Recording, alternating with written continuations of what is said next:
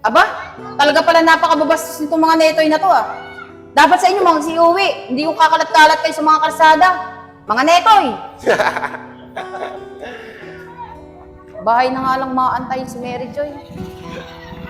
Kaysa sa mga netoy na yun. Netoy daw. Mga tol, tama naman sinabi ni David, di ba? Sungit naman talaga yun. Netoy daw.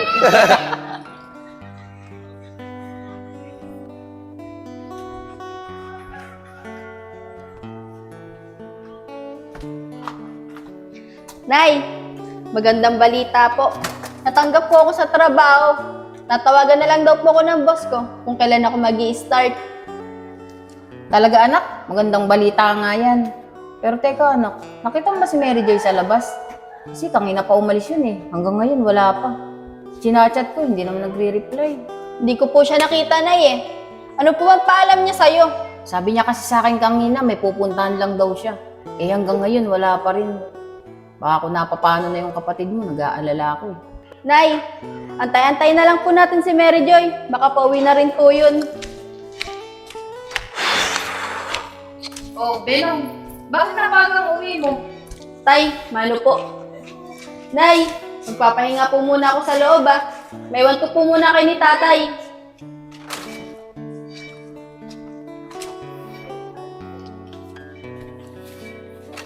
Ngayon. Siya nga pala. Ito yung sahod ko. Oh, bakit may sahod ka kaagad? Di ba't kasasahod mo lang nung nakakaraan? Eh, Mayan. May problema tayo eh. Binigyan na ng boss ko yung huling sahod ko. At isa ako sa natanggal sa trabaho. Ano? Natanggal ka sa trabaho? Eh paano na yan? May parcel pa naman kami nung anak mo.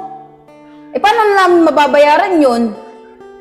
Bukas na bukas maghanap ka ng trabaho mo ah. Oh, eh di bayaran mo. Ayan yung pera oh. Binigay ko na sa'yo, di ba? Ah, basta.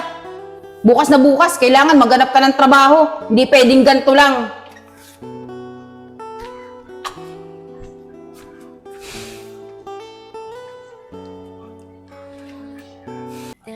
Di biro ang sumulat na awitin para sa'yo.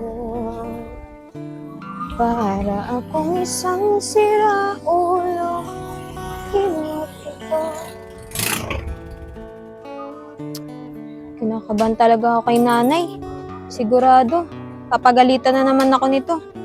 Pero, bahala na nga. Ate, sa unang sahod mo ilibre mo ako Oo naman, sige. Oh, Ate Jen, buti naman nakauwi ka na. Kahapon ka pa hinahanap ni nanay. Lagot ka dun. Mary Joy, hindi naman lagot. Natural lang nahanapin yan ni nanay. Kapatid natin yan eh. Kahit papano, nag-aalala pa rin si nanay sa kanya. Mary Joy, nagpaalam naman ako kay tatay kahapon eh. Pinayagan nga niya ako. Tsaka, hindi naman ibang tao yung pinuntahan ko. Tsahin natin yun. Basta ate, lagot ka kay nanay. Nang dahil sa'yo, napagod daw kahapon. Tama na nga yan, Mary Joy. Tara na. Chen, umuwi ka na sa bahay. Nahantay ka na ni nanay, tsaka ni tatay.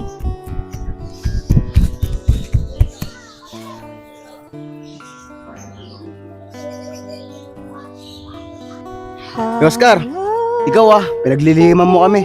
Jowa mo pa na pala si Mary Joy. Hindi pa sinasabi sa amin. Kaya nga, Oscar. Mga tol, kreto lang kasi namin yun eh. Bawal yung malaman. Mga tol, baka kapatid ni Mary Joy yun. Oo. Nakikwento nga sa akin ni Mariel yan. Ganda ng boses nun. Pwede tayo kumali, singing contest. Mga tol, alam niyo ba? Kawawa na daw sa nanay niyan. Lagi na lang daw pinag-iinitan yan. Eh, tol. Paano mo naman nalaman? Pinag-iinitan na nanay niya yan. Eh, di ba? Hindi naman palalabas ng bahay yan. Tol, nung nakakaraan kasi, nung pumunta ako kay na Mariel, narinig ko, pinapagalitan siya ni Aling Mayan. Alam nyo kayong dalawa, ang maganda nyong gawin, magsip-sip kayo kay Aling Mayan. Dahil jowa nyo yung anak niya. Ano, Alin? Anong ibig mo sabihin? Oscar, jowa niya pong si Mariel. Apong, kailangan talaga natin magsip-sip kay Aling Mayan. Jowa pala natin yung anak niya eh. Paano mga tol? Tara na. Tara. Wala pa tayong makalaban sa court eh. Tara.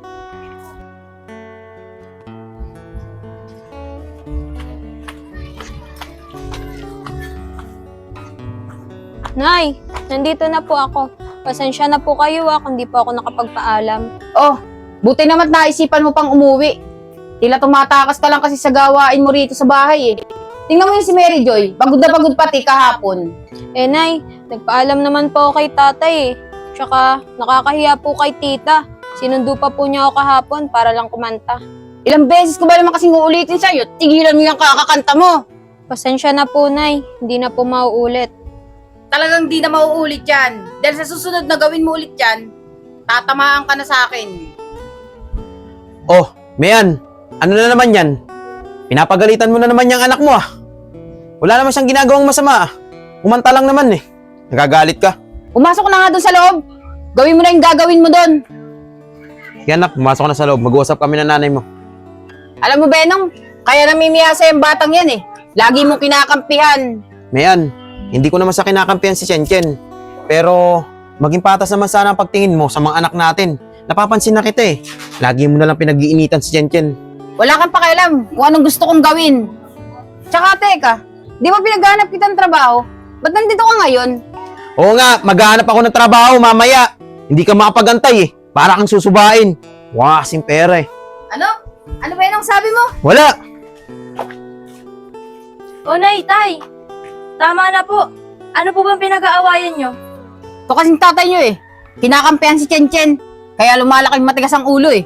Mayan, alis nga muna ako sa bahay na to. Hindi tayo magkakaintindihan eh. Manak, dyan muna kayo ah. Sige, malis ka. Maghanap ka ng trabaho ah. Tara na mga anak sa loob.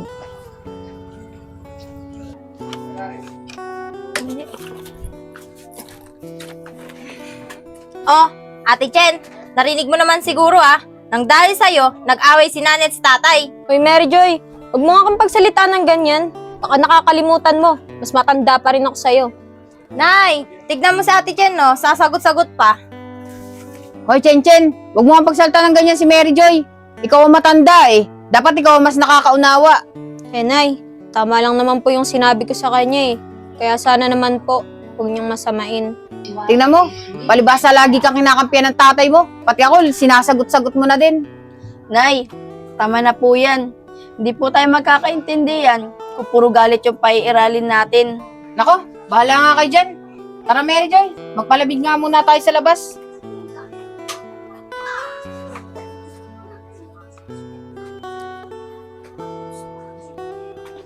Chen, pagpasensyaan mo na si nanay Sige, tuloy mo na yung ginagawa mo dyan. Magpapahinga muna ako sa loob. Medyo masama yung pakiramdam ko eh. Sige po, ate.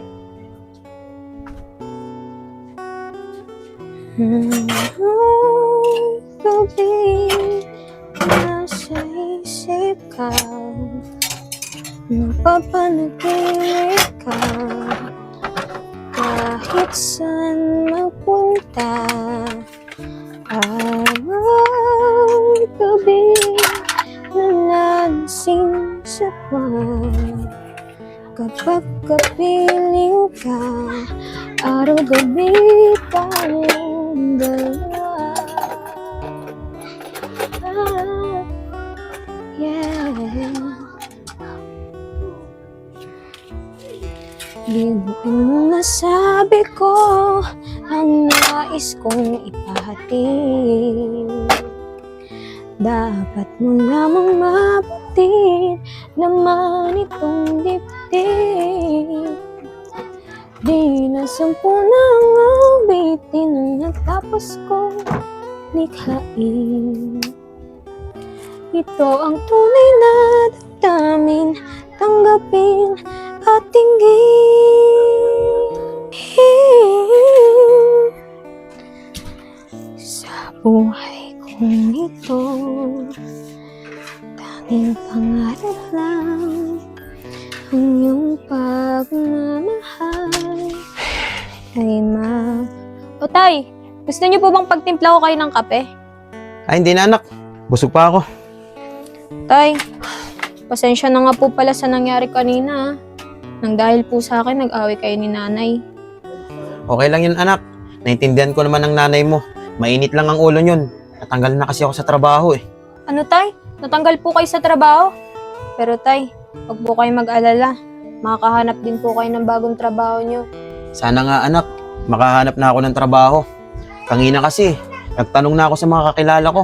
Kaso wala raw bakante ngayon eh. Umiiwas daw sa bonus yung mga boss nila. O paano anak? Pasok muna ako sa loob ah. Papahinga lang ako. Sige po tay.